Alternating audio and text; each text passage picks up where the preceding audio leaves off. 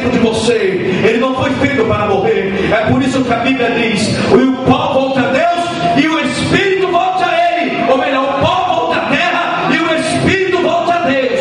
Porque foi ele que Deus. Por quê? Porque isso que veio de Deus. Quando Deus soprou no homem a alma e o Espírito, ali veio direto de Deus. Isso não foi criado, isso veio de Deus. O que está dentro de você veio de Deus.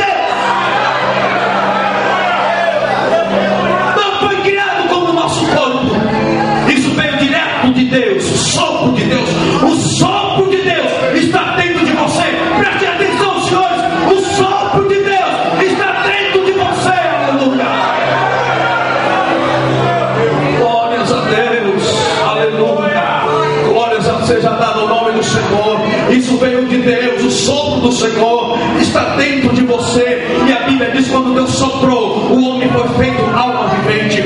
O seu corpo só vive porque a sua alma vive. O seu corpo só vive porque o seu Espírito vive. Aleluia.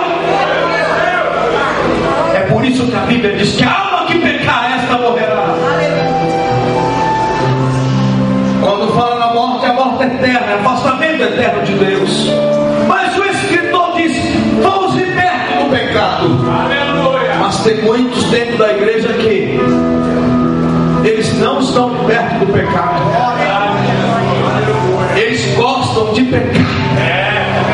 Eles gostam de brincar com o pecado. Aleluia. Presta atenção no que eu vou falar aqui. Quando você aceitou Jesus como Salvador, a cruz estava aqui.